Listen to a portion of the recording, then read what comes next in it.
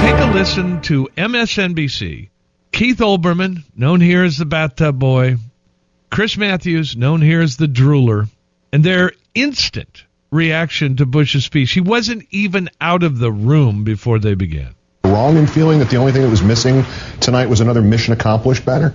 Well, it was a scorecard that only he could design, and of course he did well on it. But in the way that today every kid gets a trophy who participates. But I think there's a problem, and I'm not sure it's about intellectual ability. I think he has it. It's about preparation for the office of the presidency. There was a wonderful line in Shakespeare in Henry V, I guess my favorite of those plays, really? In which the clergy sort of mocked the young warrior king and said, where did we find this sudden scholar? The scary thing about the last 8 years is that George Bush, whatever you think of him, came to office pretty much tabula rasa in terms of philosophy. He didn't have much. He was a rich kid driving his father's car. He got to be president because of his father, let's face it, the same way he got into school and everything else, the same way he got his car probably. Same way he got his car probably. I got to tell you, even the Obama media was a little shocked at the harshness of this particular analysis. And what Matthews did was go on to say, Bush is stupid because he thinks Arabs, and for the many Arab Americans who are out there listening in various places, in Florida and Michigan and wherever you can hear the sound of my voice, Chris Matthews said Arabs don't do democracy. Racism. What Arabs do is a strong man that they follow and all get behind, or if they're not behind, they are persecuted by that strong man. And that Bush was stupid to think that Arabs could ever embrace democracy.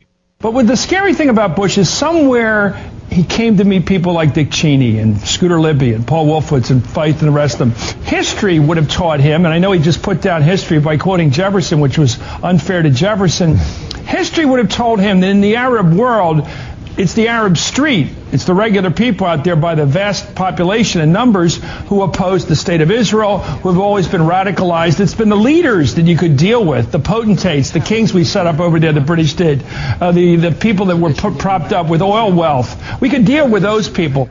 So if I get Matthews right, Bush's mistake was not recognizing that he should have gone on, as presidents have done in the past, even his own father, Bill Clinton, just deal with the dictators.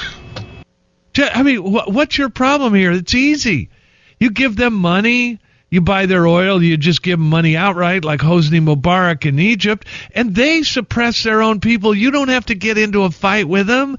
Just what's wrong with you, Bush? How did you get so stupid? By the way, he's known Cheney 20 years, Bush has. And Bush was around his father's crowd, Scowcroft, James Baker, all those. He knew what their philosophy was.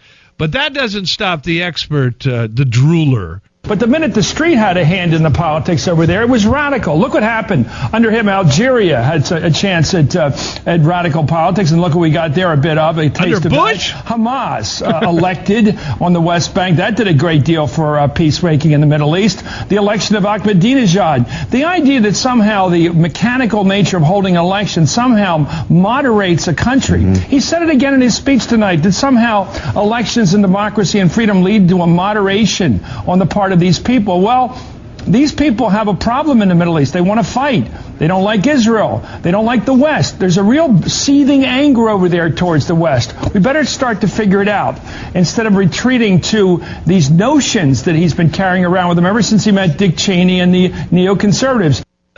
He's advocating strongmen. He's advocating Arab dictators as opposed to killing them. He's saying that elections are bad in the Arab world because you get radical regimes elected like Hamas. And by the way, he blamed us for Algeria, that Algeria had nothing to do with Bush or the war on terror, nothing at all. And Matthews becomes so in love with this demented theory, he goes on. I go back to this. The scary thing about Bush is he picked up on, almost in the way that a hermit crab does, another identity in becoming president. He didn't have a book knowledge to come to the White House with. Having ignored and made fun of at college the pointy heads, he called them, or the intellectuals, and made fun of the smart kids at school and hung around with the jocks, he decided he's going to start listening to the intellectuals. So he said, hi, this Paul Wolfowitz is such a smart guy. Let's go with this neoconservative idea. Let's go into Iraq. He listened to Dick Cheney, listened to the rest of them. And all of a sudden he became this new scholar of freedom. And he's going to spend the rest of his life selling this stuff.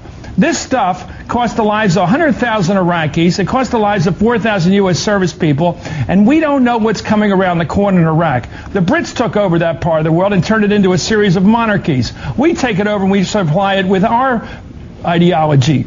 Well, we'll see if it lasts, because in the end, the Arabs are going to have their own culture, their own politics, and down the road, we're going to have to make peace with the elements we can find to make peace with. The idea that we have some brand new neoconservative ideology of freedom that's going to bring peace over in that part of the world is not true, and he's still selling it, and that's the tragedy of the last 8 years. He's learned the wrong lessons, and he's out there selling them again tonight. Who says they're the wrong lessons? Thomas Jefferson?